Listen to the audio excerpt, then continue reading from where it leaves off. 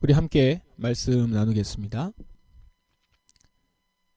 오늘 우리가 요나서 4장을 읽었는데 오늘 하루 종일 우리 요나서를 전체를 읽습니다. 4장으로 되어 있지만 분량이 많지 않아서 오늘 하루 읽을 분량으로 지금 편집되어 있어요. 이 아침에는 나눔도 요나서 전체를 좀 보도록 하겠습니다. 요나서에 대한 서론적인 내용은 구약개론을 통해서 도움을 좀 받으시면 좋겠는데 여기서도 간단하게나마 좀 설명을 드리자면 요나서는 다른 예언서들과는 다르게 산문 형태로 되어 있습니다. 그 말은 예언보다는 이야기가 중심이 되어 있다는 말입니다. 보통 예언은 운문으로 다 되어 있거든요. 그래서 여러분들이 읽으시면서 느끼셨겠지만 또 느끼시겠지만 다른 예언서들보다 읽기가 좀 쉽습니다. 이야기로 되어 있기 때문에. 그래서 난해한 내용도 없고 말하고자 하는 바도 분명합니다. 이야기 전개도 상당히 빠르죠. 사실 한 장 한 장이 많은 이야기를 담고 있어서 상상력을 발휘하면 더 많은 이야기를 할 수도 있을 것 같습니다. 요나 이야기를 좀 정리하면 요나는 북이스라엘 출신 예언자였습니다. 아모스가 활동하던 시대에 그때가 여로보암 2세 때인데 그때 활동하던 사람이었습니다. 그러니까 이스라엘 국력이 매우 강했을 때 그때 활동했던 거죠. 요나는 당시 그 주변 지역 중에 가장 강력한 나라였던 아시리아의 수도 니느웨에 가서 심판의 메시지를 전하라 라고 명령을 받았습니다. 그런데 요나는 이 명령을 순종하기가 싫었던 거죠. 그래서 니느웨 반대편 방향으로 배를 타고 도망가죠.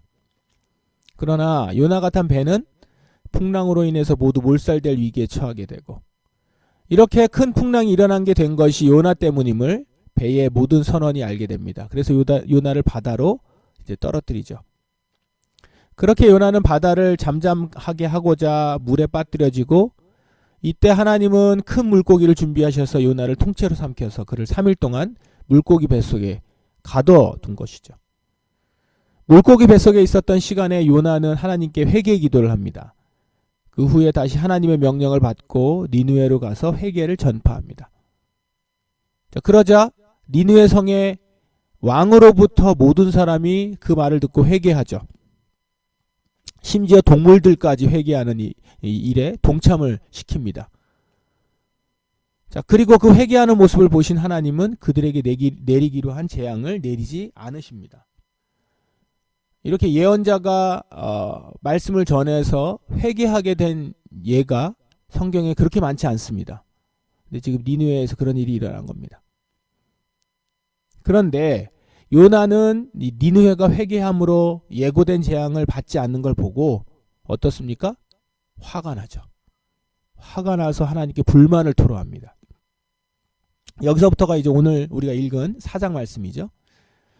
요나의 태도를 본 하나님은 당신께서 니느웨를 얼마나 사랑하시는지 하나님의 마음을 요나에게 이해시키는 여러 가지 일을 하면서 이야기가 끝나죠. 완결형이 아니고 이렇게 결론이 잘 지어지는 것이 아니라 교훈을 전하고 하나님 말씀으로 내용이 끝납니다. 여기서 오늘 우리가 주목해서 볼 것은 요나의 태도입니다. 요나의 태도. 우리는 요나가 하나님의 말씀을 듣고 회개하여 돌아와서 순종한 것으로 이렇게 우리가 착각할 때가 많으나 요나는 하나님 앞에서 온전히 순종한 적이 한 번도 없습니다. 적어도 요나서 안에서는요. 처음 사명받았을 때부터 나중에 니느웨에 가서 예언을 선포할 때까지도 그는 온전히 제대로 순종한 적이 한 번도 없어요. 지금 마지막에 하나님이 이렇게 이해를 시키는데도 오늘 우리가 4장을 읽었지만 그 가운데서 하나님이 요나에게 이해시키잖아요. 왜 내가 이렇게 그 니느웨 성을 용서했는지. 그러면 이제 보통 어떻게 나오냐면 태도가 요나는 뭐 이렇게 글이 좀 적혀 있어야 될지도 모르겠어요. 요나가 그제서야 하나님의 마음을 깨닫고 마음을 뉘우쳤더라. 이렇게 마무리가 되어야 될 것 같은데 없죠. 그냥 하나님이 말씀하시면서 끝나요. 그림으로 그리자면 요나는 여전히 화가 난 상태. 이런 거죠. 요나는 니느웨로 가라고 했던 때부터 처음부터 불순종했고 물고기 뱃속에 들어갔다 나와서도 니느웨 전할 때도 대충 전합니다. 보시면 대충 전해요. 그리고 마지막에 니느웨가 회개를 하자 그게 또 싫어서 성을 내고 자기를 죽여달라고 그러니까 진상을 부리죠. 이제껏 이런 예언자가 있었나 싶습니다. 하나님 앞에서 이런 태도를 가진 사람이 예언자가 될 수 있다는 것도 참 신기하기도 합니다. 그러면 요나는 왜 이런 태도를 보였을까요? 왜 니느웨가 회개함으로 재앙을 받지 않는 것에 대해서 그렇게 못마땅하게 생각했습니까? 왜냐하면 요나는 아시리아라고 하는 이 민족은 마땅히 심판받아야 될 민족이다, 이렇게 단정짓고 있기 때문입니다.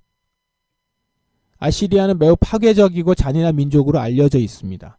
실제 아시리아 때문에 큰 어려움과 고통을 당했던 요나로서는 아시리아는 재앙을 받아 마땅하다고 여긴 거겠죠. 그런데 지금 재앙을 받지 않게 된 것 아니에요? 그들이 회개해서 용서받았다는 것이 요나 입장에서는 마땅치 않은 것입니다. 이것은 비단 요나의 태도만은 아니었을 겁니다. 당시 요나 시대에 이스라엘 백성들도 다들 비슷한 생각을 하고 있었습니다. 아시리아에게 그간 당한 괴롭힘과 어려움을 생각하면 이들은 죽어 마땅하다 여겼을 거예요. 그런데 지금 이렇게 재앙이 내려지지 않는다, 회개해서 용서받는다니 이게 싫은 겁니다. 그런데 이런 요나에게 하나님은 어떤 말씀을 전하고 계시는 겁니까? 용서받지 못할 백성은 없다라는 거예요. 심지어 아시리아 같은 잔인하고 악한 민족도 용서받을 수 있다라는 겁니다. 그들이 회개만 한다면 용서받을 수 있고 그들도 구원받아야 할 나의 백성이다라는 겁니다. 하나님은 회개하는 자를 용서하신다라고 하는 메시지를 전합니다. 하나님이 예언자를 통해서 재앙을 경고하는 이유가 뭡니까? 심판이 목적이 아닙니다. 그들이 회개하여 돌아와 살게 하고자 하는 것이 목적인 것이죠. 아시리아는 그 어느 민족보다도 잔인하고 포악했습니다. 그런데 이런 민족도 회개한다면 용서받을 수 있음을 요나서는 보여주고 있는 거죠. 아시리아가 회개받을 수 있다면 다른 민족들도 다 용서받을 수 있다는 거예요. 하나님의 마음은 여기에 있습니다. 하나님은 모든 사람이 회개하여 용서받고 회복된 모습으로 살기를 원하신다라는 겁니다. 단지 이스라엘 백성만이 아니라. 왜 그렇습니까? 모두 하나님의 사랑하는 백성, 당신의 백성이기 때문이지요.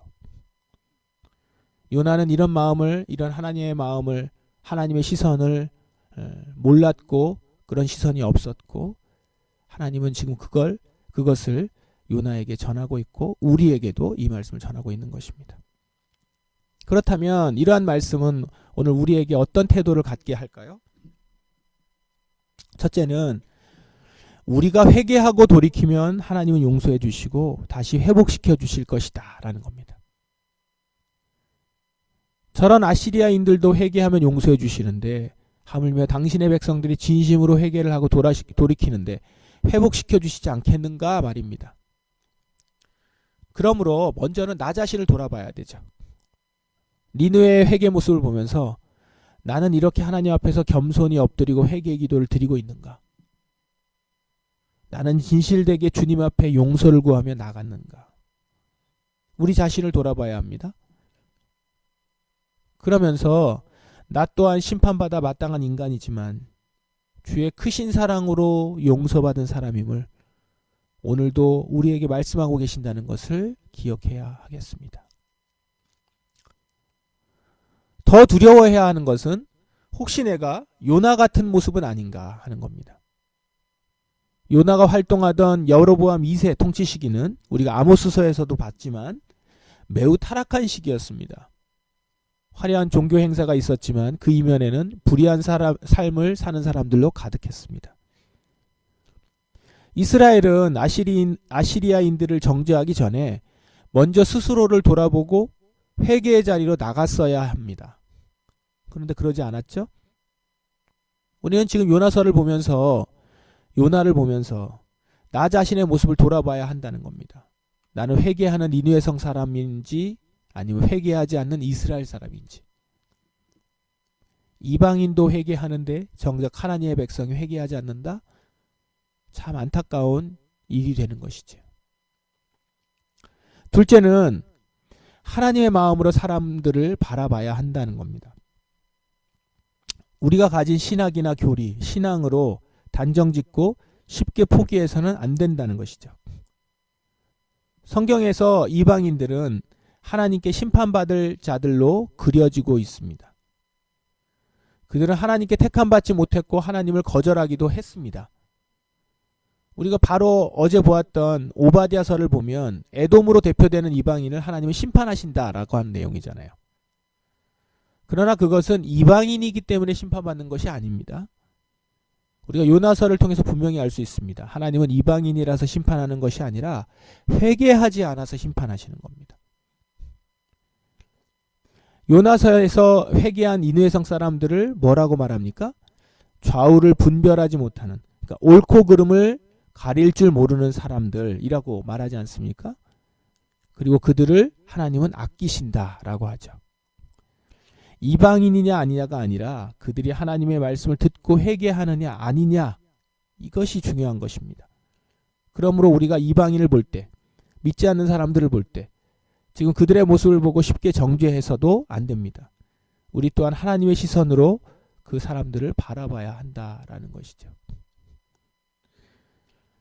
셋째로, 그렇기 때문에 이런 시선을 가진 자들이,